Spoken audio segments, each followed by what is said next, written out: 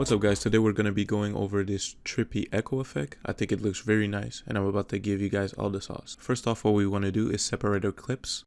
So I am going to start here and cut it where it ends right here. And I'm going to give it some space because I want the effect to be, it's going to be a slow motion, so I want to give it time and have space on the timeline. Then we're going to determine where we want the effect to happen. So in my case, I'd like for it to start here. So we're going to duplicate, Command D, and cut this right here. Let's say, yeah, that looks nice. Next, we're going to go right click, time stretch, and stretch it to 1000. So it's going to make it 10 times as slow. We're going to cut it right here. Now you will notice that it's going to be choppy. That is because there aren't enough frames. So what we're going to do is frame blend it. Frame blending, pixel motion. So it's going to be way smoother, as you can see. Next, what we want to do is scale it up a bit so that it's different when it changes. Next, we're going to implement some kind of transition between the clips so that it's smooth. So what we're going to do is new adjustment layer. And in our case, we're going to do a flash transition. That's pretty easy to do. You go to exposure. In the middle, you want to keyframe it. Let's do 3. And at the beginning and the end, we're going to put it at 0. We're going to duplicate it and put it at the end also. So now we have this. There we go. Now that the clips are prepared, let's get to the real effects. We're going to apply a curves effect, keyframe it at the beginning, and at the end, we're going to decrease the shadows until we can barely see him. Afterwards, we're going to add a glow effect. I like personally using the universe glow. At the beginning, we'll leave the intensity at 0. And at the end, let's put it at somewhere. Let's put it at 4. Now let's see. That looks pretty neat already. Now we're going to add the echo effect. I feel like the echo effect is what really sells this particular effect. Let's put the echo time at minus 0.133. We're going to leave this at 1, the decay at 0.85, and the echo operator at maximum. Let's see what that looks like. So we're really starting to see the effect take place. I'm going to try, however, to maybe drag this further so we can see that one for a longer time. Let's see if that's better. That looks much better. Next, we're going to change the hue. We're going to make it green. You can make it any color you want. It's just for my personal taste.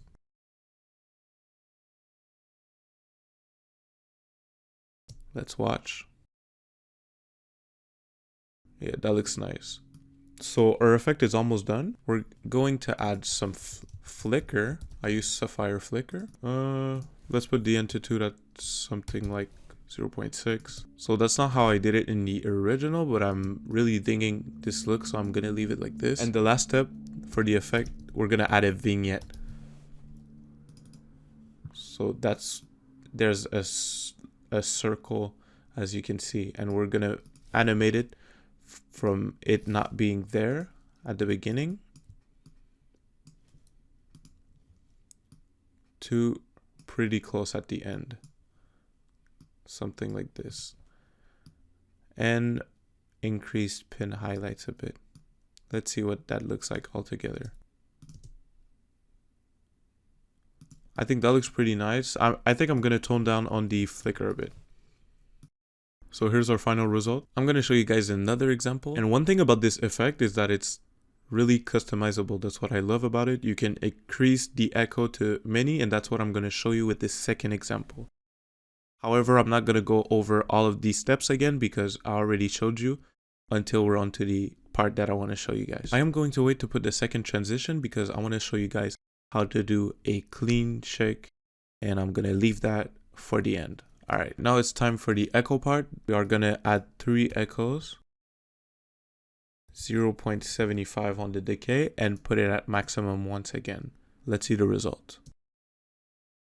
That looks pretty good, but I think I'm going to do like last time and drag the curves effect a little further. We now have our effect. Lastly, we're going to add a transition, a shake between those 2 clips. We are going to create a new adjustment layer.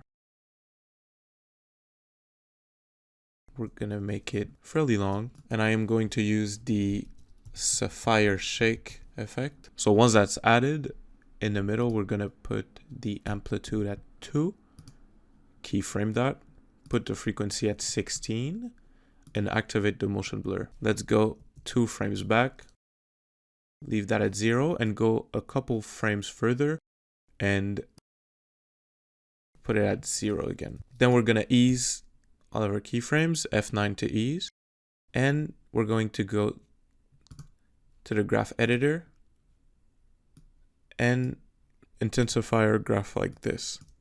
Then it's gonna look like this. I think that looks decent, but I think it would look nice with an added flash effect. So like last time, 3,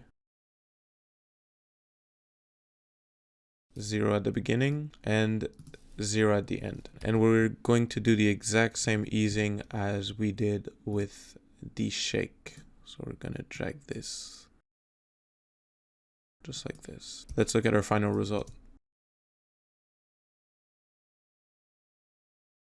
So that was it for today. Thank you for sticking around. If you enjoyed this video, please consider subscribing and let me know in the comments what type of tutorials you would like me to cover next. I'll see you guys soon.